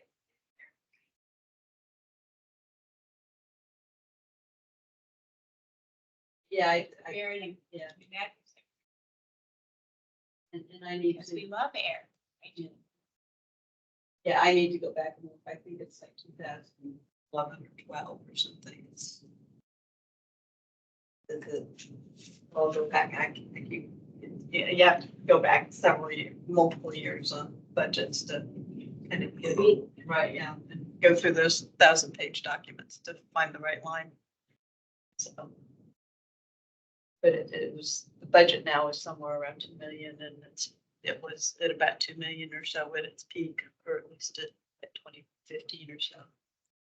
So I'll look at that. But again, that's the only outward facing, that's the only program that really deals with getting the 96% of carbon emissions down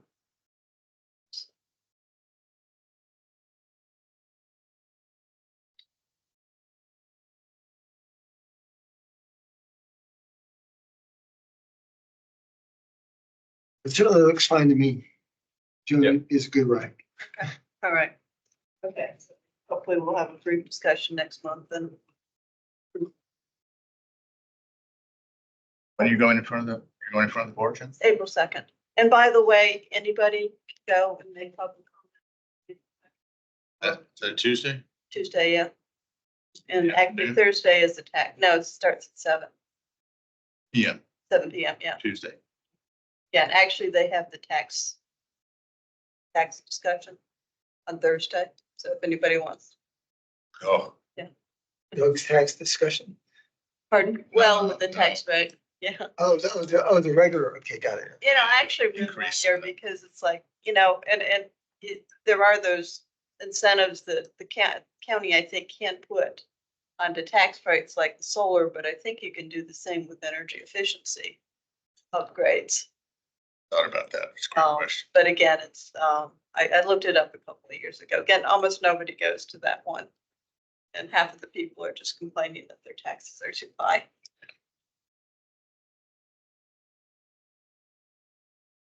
Solar thing got kicked back a month. All right, okay, so it's, Well, I think. Yeah.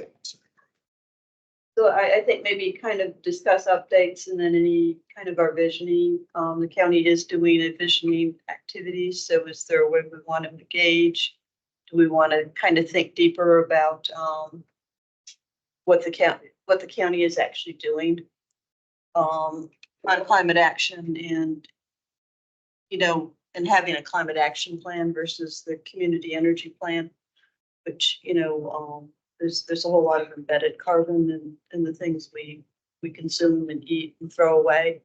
And yet we have a solid waste, zero waste master plan that doesn't mention climate change in it. So it's kind of thinking about and where our focus would be. Is there areas that we might want to kind of bring up more? I know, Doug, you've been looking into a little about the green purchasing programs. It's one avenue. Yeah, that's gonna be a tough deal though. I mean, where the rubber meets the road on that is gonna be what the actual directives are to the various purchasing agents. And so, I mean, I certainly think it's a wonderful initiative and Bill Egger is interested in that. But it's not gonna be like, I wouldn't describe it as low hanging fruit. I'll say that. Yeah. But it's again, that's even harder than facilities and whether they've got gas or electric systems is, you know, are they buying low carbon cement for the road projects?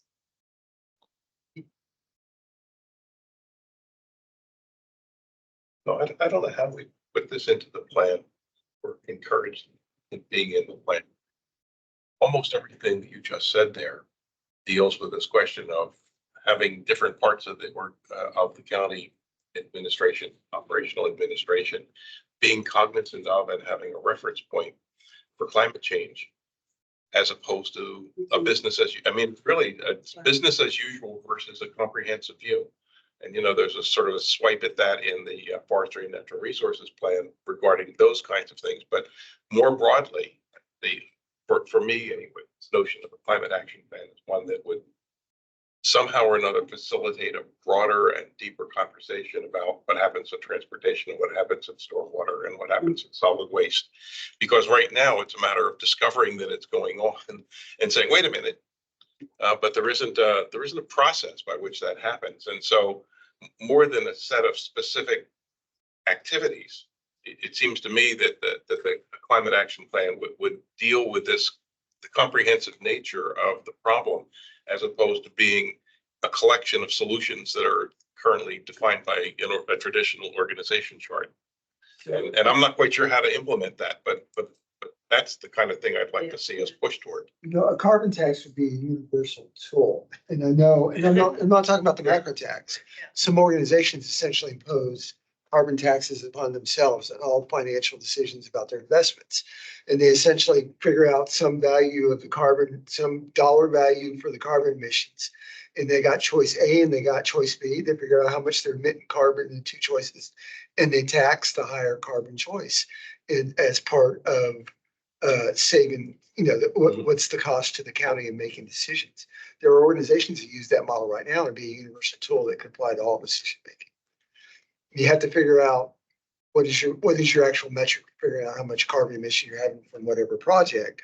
But if there's a way of estimating that, there is a way of coming up with a universal dollar that the county's willing to pay to deal with carbon emissions.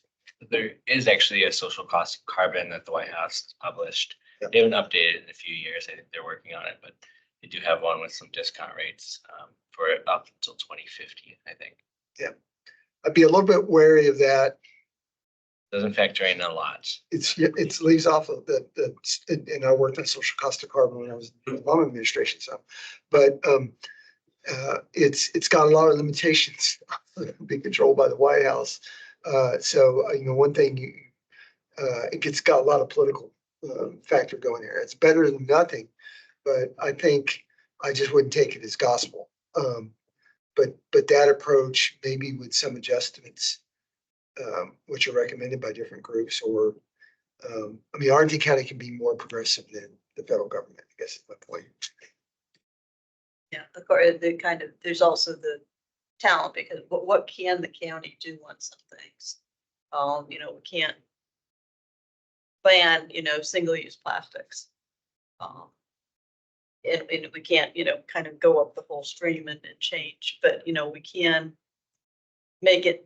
provide, encouragement and mechanisms to help encourage the development of reuse economy and refillables. And just in different, so it's kind of, working that we do to kind of move us a little bit forward and hope that the rest of the country catches up. But, again, we've got several states that now have extended producer responsibility acts.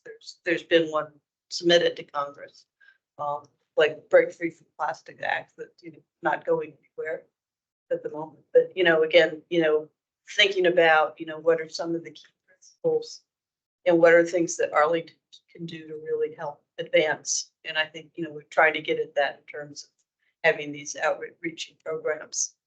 But, how do you encourage, how do you help shift the infrastructure so that people can actually make it a lot easier? Demetra had 2 or 3 more people on her staff, or 5 more people on her staff. How would they best be used? Would it be for outreach to raise public awareness? I'm just asking a question, or would it be put them on specific programs? I don't know. I'd like to see a mechanism where, say, the climate change value, let me not just say, ecological value of existing old trees is considered in a stormwater project. Whether that's the proposed vault for Woodlawn Park, or whether it's the plan for other projects, that just doesn't enter into the table. And when you read the rationale for some of the projects, you find out that the project is well suited for here because it has no built infrastructure on it. Therefore, essentially it has no value and should be used for project A. But what does it take? Is it? I don't know if it's somebody on Demetra's staff. Maybe it is. But the natural resources staff. How do we get them, integrated together so that we place a value on existing things as opposed to only trying to put a value on, existing natural resources in the area as well as on built resources, for example, in terms of embedded carbon. But it's that side of it that isn't where there isn't really a connection. That's the side that leads to not thinking about what kind of concrete you're going to use to do a repair. Right. And so I don't know. Those kind of overarching positions are challenging. We know that, but somehow, even if there isn't a solution right now, I'd like to see something in a climate action plan that indicates that we ought to be moving in that direction and identify the kinds of areas where there are significant climate implications that have taken place independently across the organization as examples, even at the beginning, so that we could say, this is something that needs to be addressed because we're, putting a lot of effort into this and ignoring the 3 other important contributions. And it's a higher level thing. Like, I'm not sure what the mechanism is for fixing it, but it seems to me that if there's a conversation about having a climate action plan as opposed to an energy plan, then we need to figure out a way to get all of those pieces under review and have a, if you will, a formal mechanism for bringing collective attention to them. And, you know, there can be a debate that says, okay, this one, here's how we're going to spend our money, and we're going to cut down the damn trees. Well, I mean, they're just not valuable enough under this particular set of circumstances, but we need to have a way to have that conversation. It doesn't seem to exist right Yeah, and I mean, there are mechanisms out there to put a value on trees. now. Right, exactly. But I haven't heard much conversation about No. that here.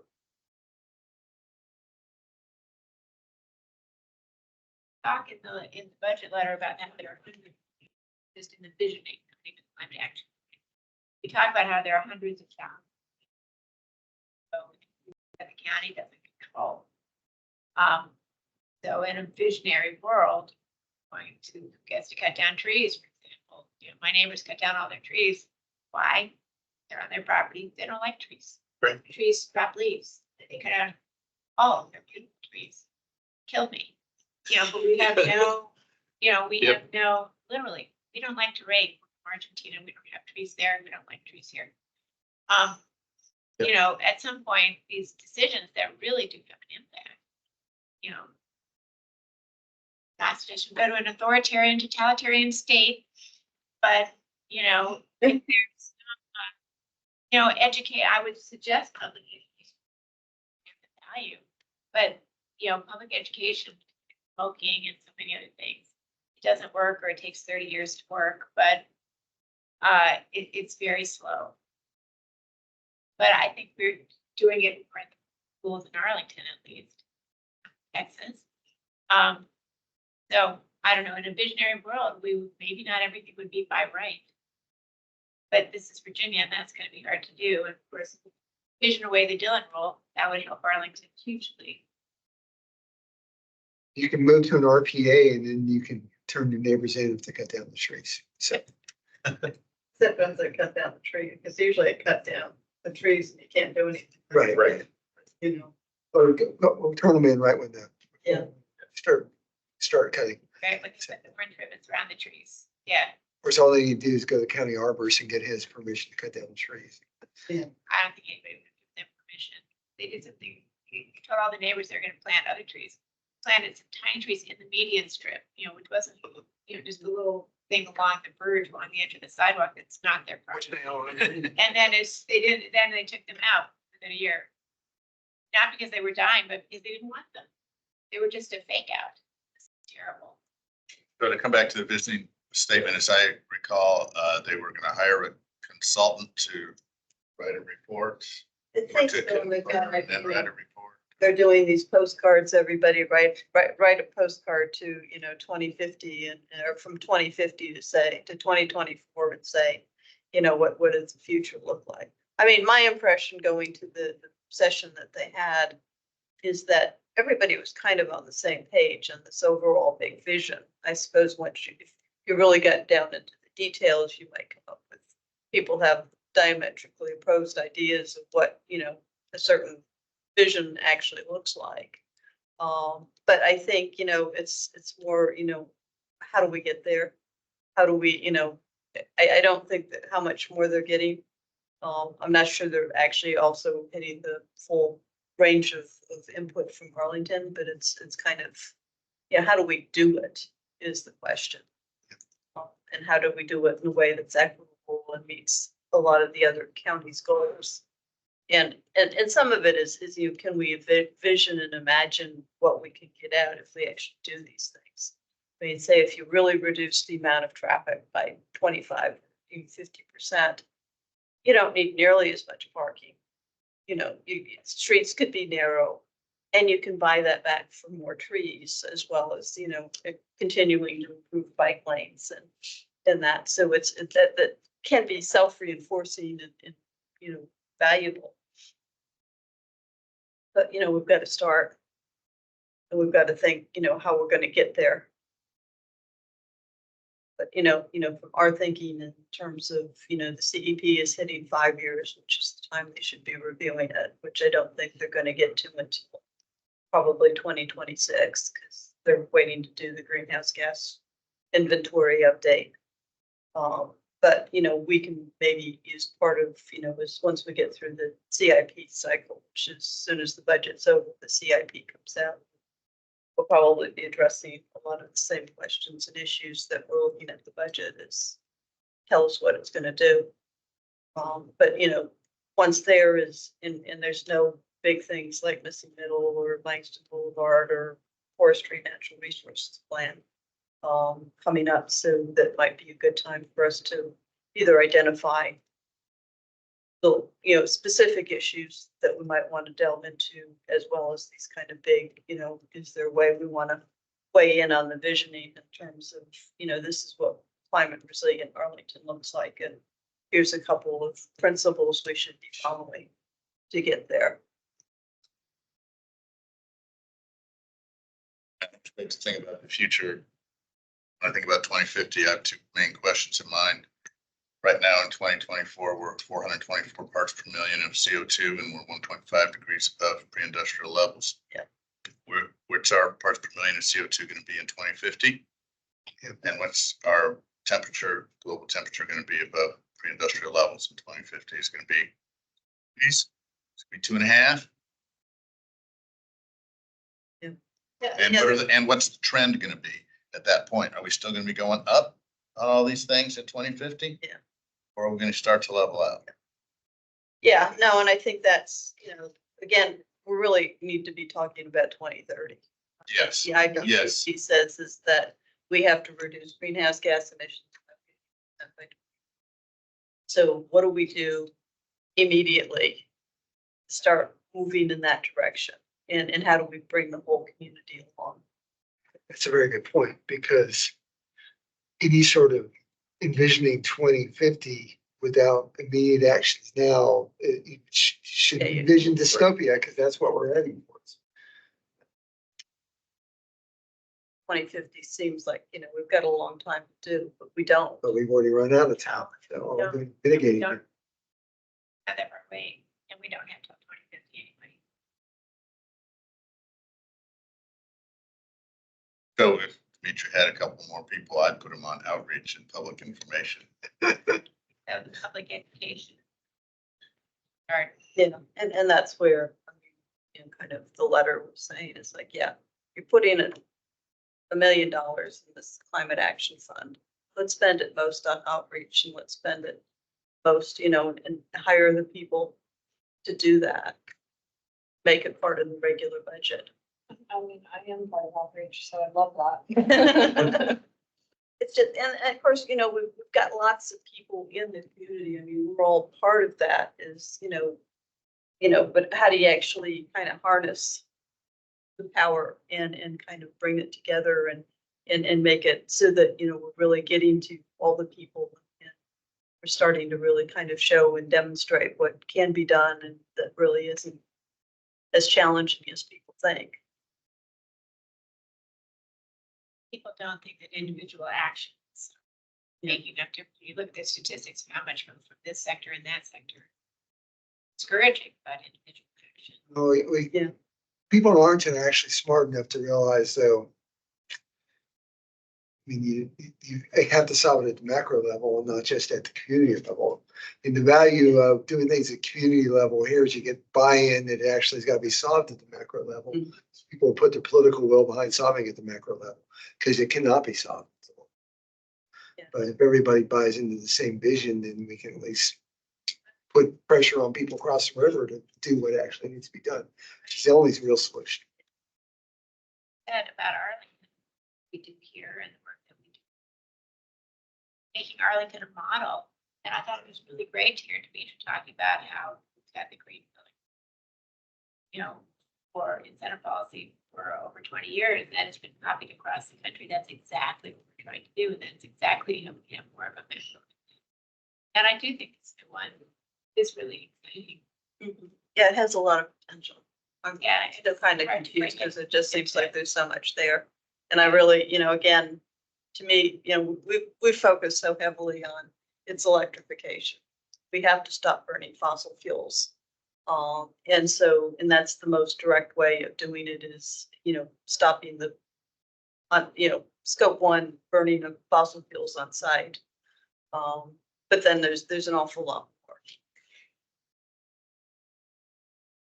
But it's people's decisions, but you also, in some cases, you have to have the infrastructure. I mean, everybody buy renewable energy if you could do it, but we really can't do it, and it costs money and it's not feasible for a lot of people to put solar on their rooftops.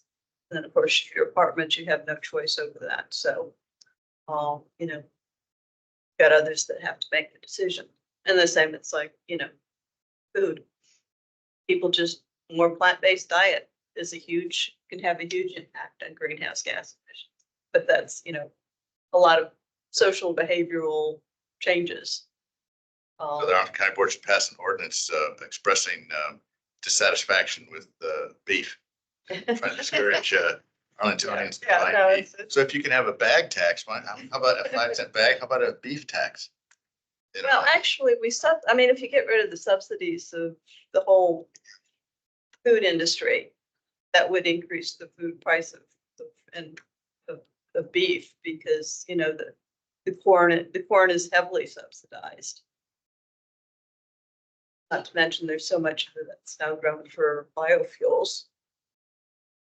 Next time you complain about your hamburger, realize it should cost like 10 times as much. Yeah. I mean, it's not an either or. It's you can eat some, but you don't need to eat as much as we probably do. It's not good for your health anyway. But again, that's an even harder thing, and that really it's something you can't force. That house against this weekend. A statistical vegetarian. So by which she meant, she sort of calculate. Okay. Where she was and what she does now, and is not hard over on a particular diet or a particular issue, but she keeps a record and suggests that this is a way of making progress. Just thought it was a grec term. Yeah. I'd never heard it. And some of it's just, having that infrastructure and people talking about it. And, I think we're kind of diverging a little bit. I think we. One vision. Yeah, but again, it's take what we ran. yeah, Right. yeah. Cindy, this will be my last time as chair. Actually, that probably won't be because I can't put at the next county board meeting, which will be after our next meeting. Cindy will be appointed as being chair, and I'll stay on as vice chair at least for several months and kind of helping Cindy get up to speed. Thank God. And my term doesn't expire until 2025, so they're not going to be rid of it yet. John is so involved in action and the other groups. Now that I'm getting confidence of the things she does wearing these other hats, county's not losing her expertise, but she gets to limit it off, which is so. But yes. Yeah. Yes, that and so that won't happen, and then I'll miss our June meeting. I'll be doing Scandinavia for a couple weeks, so you'll see a lot of tag team. Thank you, Jim. Good. Everything done. Yes. Great. And everything. Let's thank her for everything she will do. Continue to do, right? Yeah, absolutely. But I want to start with everything. So it's already happened. So John's been busting her butt on this. Doug, any updates on the? We're going to have Ivy Main talk about the recent legislative session at the next meeting. And we're also going to have a presentation, perhaps not as complete as this one, on the Green Building Incentive Program at our next Energy Committee meeting. And those will probably be the two main topics at the next EC meeting, which is April 10th, I believe. We're doing our typical when I'm asleep in the morning meeting, right? So, okay, I'm stumbling in at some point. So I can give you a wake up call at 7 a.m. or 6:30 if you like. my wife might object. So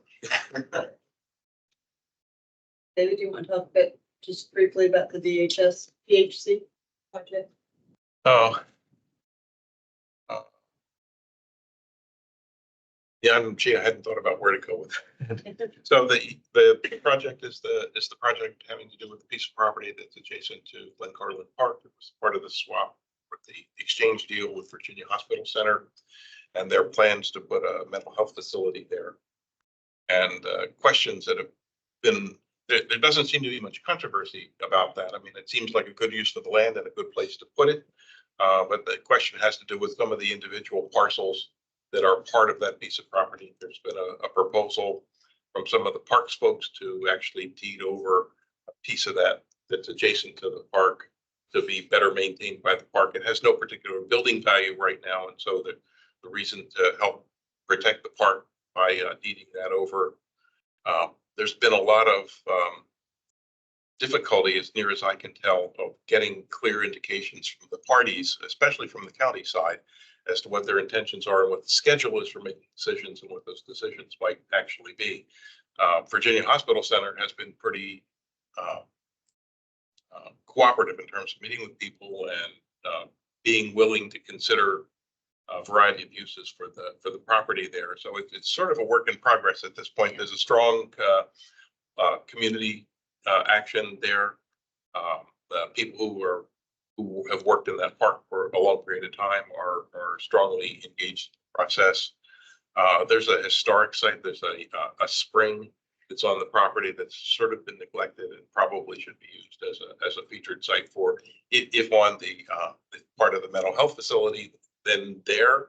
And so it's sort of a combination of what the right use for that, the relationship between what they do in developing that property and the impact on the park, and perhaps possibility for enhancing the park, and also trying to encourage biophilic design there because of its known benefits for folks with mental illness problems that might actually be the clientele or the patients for the facility. So it's a kind of an ongoing discussion. It's come up with a lot of community leaders in the area showing concern. Parks and Rec Commission is actively involved. Yeah. And I've been actively involved in this for quite some time. In fact, I do a tour every year to that spring. Okay. A walking tour of the area. So we should talk because I've been dealing with some groups with historic preservation on that parcel. Okay. A bunch of archaeology probably ought to be done underneath that parking lot. And anyway, there's just a lot of issues there. I think there's a little bit of concern in the design and kind of building on the hill and what that's going to do, the stormwater runoff. Right. Stormwater runoff is just the way. And then I think we can raise the issue of just what, the sustainability elements of kind of getting to net zero energy. It's a bigger challenge for hospitals given the demands that they have. But still, there's a lot of work being done in that area, and you want to look to see that as a showcase. But a key concern here is that once it hits the SPRC process, they've made every intent, knowing that they're going to try to kind of basically fast track it. Right. So, basically trying to get ahead of this and trying to engage beforehand so that we can just applaud once it goes forward. The county 6 or 7 years ago did one of these envisioning projects for that site, almost like a charrette. Had everybody come in and talk about different things. At the time, they were looking at 3 different options. A lot of it had to do with bus parking or a lot of things fallen off now. But at that time, all 3 options that were presented by the county, which had pretty good public buy-in, were to preserve the back part where the trees are, Right. where the spring is as parkland. Not try to build there, and that the value of that was the trees and fixing the runoff. And I would hope after going through a process that a lot of the options fell away when everybody had buy-in on doing it, that would continue. So. And in fact, I don't think it's that controversial. The difficulty has been getting the county to talk about it. Yeah. That's my perception of the challenge. VHC seems to be perfectly comfortable with that and seems to be open to suggestions about what the nature of it would be like. So I think there's some talk of using a small parcel to put the animal welfare league. Doesn't seem like Or That seems just leave them where a they terrible are. idea, actually. For other reasons. Yeah. It's one of the things they were looking at. So would you like to introduce yourself? First name and then- Hello, everyone. I'm Joe Schmidt. So I recently joined. I used to be in a few other meetings prior, but so I've been in Arlington for 3 years now. I work in climate impact and mortgage finance, that sphere for a little while. And then my education's also in environmental science prior to that too. So very passionate about all these topics. Excited to contribute. Cool. Right. Good expertise for us.